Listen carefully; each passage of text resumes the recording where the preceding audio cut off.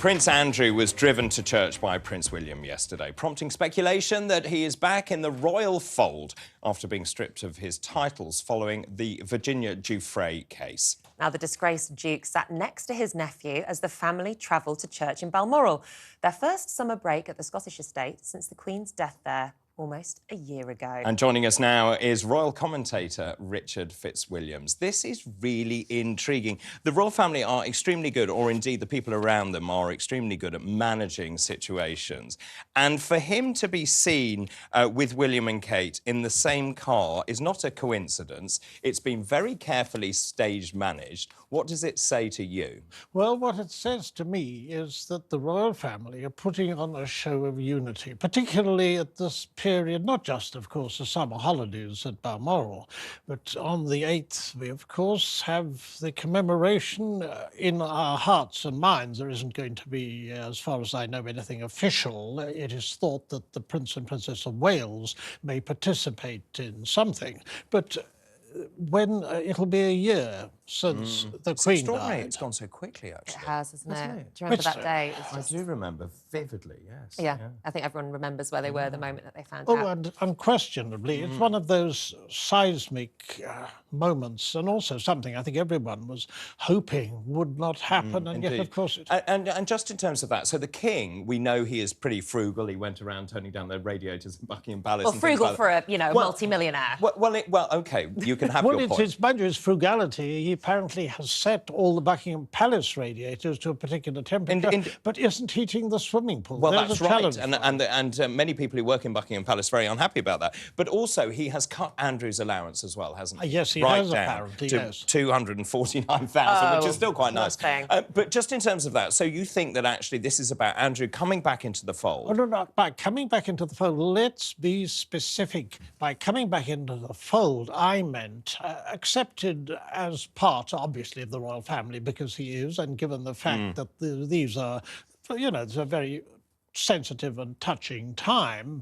Thinking back, Andrew was very close to the Queen, and indeed in March 2022 there were eyebrows raised when, you will recall, he supported the Queen in Westminster Abbey at the memorial service of Prince Philip, and of course she was emotionally and financially supporting him. But what it doesn't mean is that they're going to be, for example, patronages, any royal jobs for Andrew, because King Charles, when Prince of Wales, and of course Prince William, when Duke of Cambridge, made absolutely clear this wasn't going to happen. And it isn't. And if you look at the polls, well, I mean, ever since the disastrous car crash, Krakatoa proportion, one can only say, of Emily Maitlis and Newsnight, I mean, his popularity doesn't exist. So this is probably a good move for Andrew to be seen in a car with Wills and Kate.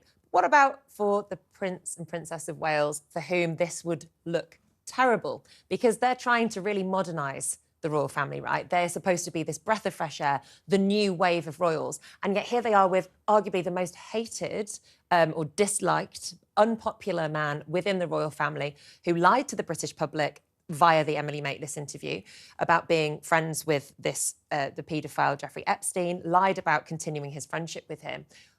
How will this damage Kate and William's reputation to be seen so closely with Andrew? Well, firstly, Andrew is a member of the royal family, and the fact is he isn't able to use his HRH, he hasn't got any patronages, and all the rest of it. But there is no question that they cannot pretend he doesn't exist. The best thing he could possibly do, well, in theory they could, but I mean, not practically, but the best thing he could possibly do is to get a job running the royal estate, something quiet, something permanently out of the public view, and that is what I would suggest. So far as their image is concerned, I think it's very good. I do think that there was a glitch when William did not attend the World Cup final with the Lionesses. I agree. I totally agree. Had the Lionesses won, which they sadly didn't, it would have been Queen Sophia, who was, or at least Queen Letizia of Spain, and the Governor-General, who congratulated them, and that would not have been been ideal. It wouldn't have been a good look, would it? Now, can I just ask you about the King? Because he's grown into his role, I think, over the last year.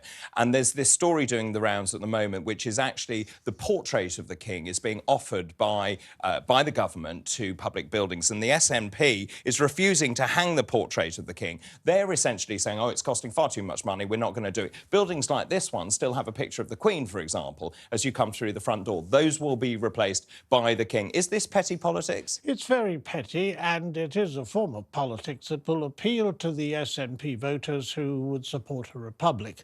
But I would suggest that, I mean, discourtesies of this sort are probably counterproductive. And the SNP is in a dreadful mess, as we all know. So I think that this will only compound it insofar as people are interested. They do have a very, very strong base that is Republican, but it's not a majority in Scotland, at least not so far. And I think it's childish. It's discourteous. Or is it petty to argue that we need to have a portrait of the King in all public buildings? We're in a cost of living crisis. This was going to be a very expensive scheme. Ultimately, it should be up to individuals in those buildings whether or not they want to just print off a photo. That would be an absolute recipe for chaos. Civil servants arguing around whether or not voting, and it would change you could have portraits up and portraits down. I mean, you don't want that. Do you have a portrait of King Charles in your home, Richard? Well, Probably, I yes. certainly have.